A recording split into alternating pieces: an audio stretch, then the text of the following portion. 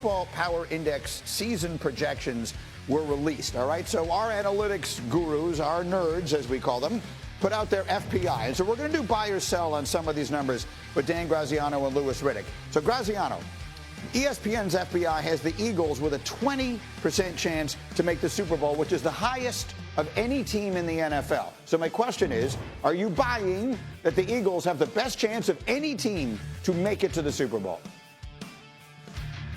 Now, I got to be the wet blanket here and sell. I mean, look, the Eagles are great, and there's every reason to love them, but it's just so hard to repeat. We even saw it a couple of years ago when the Eagles looked like they should be the class of the NFC, and they fell apart late. A lot of things have to go right. San Francisco should be better. Dallas should be better. The North is still loaded. I think it's tough to say the Eagles get back in there. Plus, Greeny, remember, they can't win their division. That's right. That no team has repeated in 21 years. Who is the biggest threat, Louis Redick? This right now, who do you think is the biggest threat to Philadelphia in the NFC? It's Washington. It's Washington, Green, because they're making all the right moves. Look, I know we want to conveniently say, well, Jaden Daniels can't have another season like he had last year. Well, why not? Why can't he? Did Cliff Kingsbury go anywhere? No. Did they add some protection on the offensive line? Yeah. Laramie Tunsil and the drafting of Josh Connerly are huge. It's huge. It all started up front with them anyway. Deebo Samuel, that acquisition is huge because we know he's a multi-tool player. And we know that a guy like Jalen Lane, who they draft from Virginia Tech, he's an absolute stud in terms of his ability to add another speed component to go along with Terry McLaurin. And really, you know what? Here's the biggest thing. If they hit on Trey Amos, the corner that they draft out of Ole Miss, and we saw Washington just get obliterated in the NFC Championship game by Philadelphia through the air on the perimeter. If Trey Amos can be that dude, I'm telling you, everything is looking up for Washington. Everything is looking up. I completely agree. We'll see if they're able to have the bigger year in the second season for the quarterback. Of all the numbers that I saw yesterday, one that really jumped out at me was this. Our FPI has the 49ers with an over 62% chance to make the playoffs. You're saying, what does that mean? It means they have the third best chance of any team in the NFC behind only the Eagles and the Lions. It's telling us they are the best team in the NFC West. Louis, are you buying that? No, I'm not. Look, this situation here worries me because, one, let's just start on the offensive side of the football. And let's talk about this offensive line, which along with the defensive line has been a hallmark of this organization. It's really set the tone in terms of the way that they like to play. What will that unit look like, okay? Number two, what will Christian McCaffrey's availability look like in terms of his durability? Is it ever going to be where they really need it to be? Is he going to be a 16, 17-game player? And on the defensive side, Greeny, they're trying to revamp everything up front with the drafting of all the youth that they did this year to kind of give Robert Saleh, their new defensive coordinator, their old defensive coordinator, now new defensive coordinator, some guys to really work with once again. And the Rams are legit in the West. The NFC's stacked. I just don't know how. They're not going to win the division. How do they get in as a wild card concerning all the strength that exists in the North and in the East overall with all the improvements those teams have made? I agree with you. I'm surprised by that projection. We'll see. In the meantime, Graziano, I was a little less surprised by this one, but still surprised. ESPN's FPI has the Cowboys with a 30% chance to make the playoffs. Let me put this in perspective. That is the fourth worst of any team in the NFC. They're saying the only teams in the NFC worse than Dallas are the Panthers, the Saints, and the Giants. Dan, are you buying the Cowboys being that level of bad? I am not. I'm selling this. Now, look, I see where they're coming from because the two teams that were in the NFC Championship game are in Dallas's division. So they're not saying the only three teams that are worse than Dallas are those three. They're saying that's the teams that have the less chance to make the playoffs. But Dallas is getting Dak Prescott in an offseason where nobody could find a good option at quarterback. Dallas is adding Dak Prescott, who missed the second half of last season due to injury. There is every reason to believe they will be improved. They won 7 games last year in a season where they played half the year without their quarterback. I am not buying that there are 12 teams in the NFC with a better chance to make the playoffs than the Dallas Cowboys, who, when Dak Prescott has played fully healthy seasons, have consistently been a playoff contender. What do you think, Louis? Yeah, this is a tricky one for me, man, because I think I've said before that I think Dallas, look, I don't believe they're going to win the division. I think they're the third best in the East. And look, obviously we talked about the North, and we just talked about the West and how it looks with the Rams. This is touch and go with me. I think they're going to be right on the cusp. Quite honestly, I think the key is this. Obviously, Dak's availability is key. Him playing 16, 17 games has to be a certainty, I think, in order for them to be a playoff team.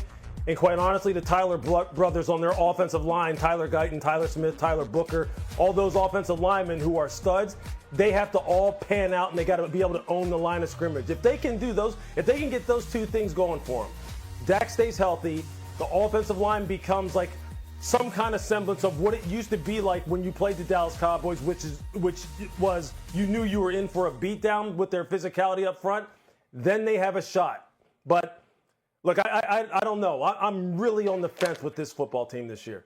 Yeah, look, I mean, I'm not sitting here telling you I think the Cowboys are going to win the Super Bowl, but only the Panthers, the Saints, and the Giants. That means that the FPI is projecting Arizona has a better chance to make the playoffs, projecting that the Bears have a better chance to make the playoffs, and everybody else besides those teams that we just named. Let me leave that there for a minute. We'll come back and do more. Now just 100 days off. We've made it more than halfway. The Steelers didn't exactly address the quarterback situation as thoroughly as some of their fans had hoped, at least to date. Russell Wilson and Justin Fields have moved on, leaving Mason Rudolph and the rookie sixth-rounder Will Howard out of Ohio State as the top two on the depth chart. Then again, there's the possibility of Aaron Rodgers joining the mix, but right now there's just a lot of noise. That's nothing new to me. There's been constant noise. That is the nature of the NFL. So I am been used to that for a long time now. Do nothing but be the best I can be and help our team get better this spring. I've been a part where you jump on the moving train late in the spring and then you're also here from the jump. So I've learned to adapt to both, but it's obviously good to be wanted. Yes. Meanwhile, a Steelers QB emeritus had some pointed comments on the situation. Terry Bradshaw is apparently not a fan of Aaron Rodgers, nor of the Steelers' pursuit of him. Bradshaw said, quote, "That to me is just a joke. What are you going to do? Bring him in for 1 year? Are you kidding me? That guy needs to stay in California. Go somewhere and chew on bark and whisper to the gods out there." Oh, okay. Well, I don't know if Kirk Cousins is doing that, but I do know he was a no-show Tuesday as the Falcons opened voluntary OTAs. I'll say it again, voluntary. Cousins has been around the facility this spring, but he's told the Falcons he'd like to be a starter again. Not going to happen right now with the team firmly behind Michael Penix Jr. Falcons coach Raheem Morris has a bright future ahead for his young QB1. We've seen some really exciting throws that got us all excited, including you guys. For us, it's just stuff you typically see with this guy. I wouldn't say it's typical across the league. I wouldn't say it's typical across everybody else, but with Michael, it's pretty exciting. I definitely like his approach. I like his open mindset. I like his ability to go out there and really get the guys going every day. I like his ability to sit back and debrief on those things when you ask him those questions. I like his ability to really figure it out and how he wants to do it better with each individual part of his group, whether it be the team or whether it just be offense. He's a really conscientious young man, and that's just something I see him growing at every single day. Well, the Falcons enter the 2025 season finishing under 500 in each of the last 7 seasons, looking to second-year lefty Michael Penix Jr. to flip their fortunes. ESPN Bet Sportsbook pins them with the second shortest odds to win the South, behind only the Bucks, who've won 4 straight division titles. Sẽ móc vào nhá.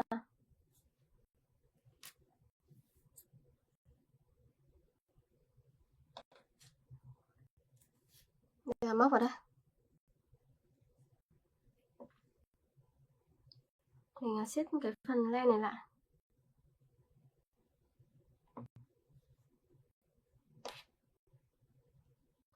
Giờ sẽ móc hàng tiếp theo lên. Dùng những mũi nửa kép này để tạo ra những cái ô rỗng nhá. Mình móc tiếp vào vòng quanh nha mọi người.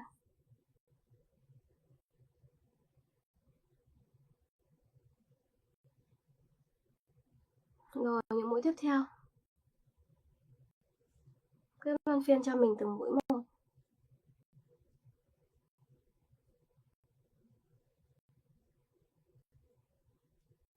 Đây mũi tiếp theo.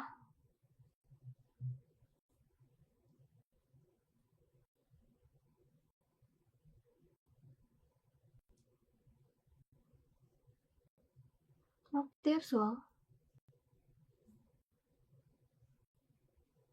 Đấy, mình cứ móc luân phiên từng mũi như này là được nhá. Tiếp nhá. Móc tiếp những mũi còn lại vào.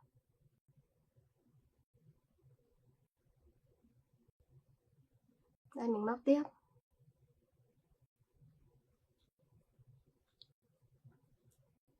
Đây móc nữa này. Tiếp tục móc. Cứ móc lần lượt cho mình cho đến hết. Tiếp nha mọi người. Lại đi. Cái mũi đó mình móc không được đều ấy, nên là mình móc lại cho đẹp. Đây móc xuống này.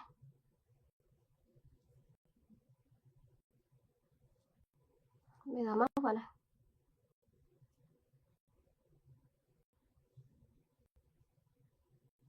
Mũi nữa.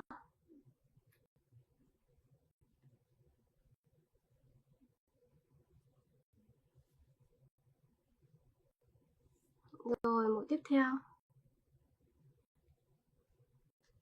Lần lượt cho mình cho đến hết nhé.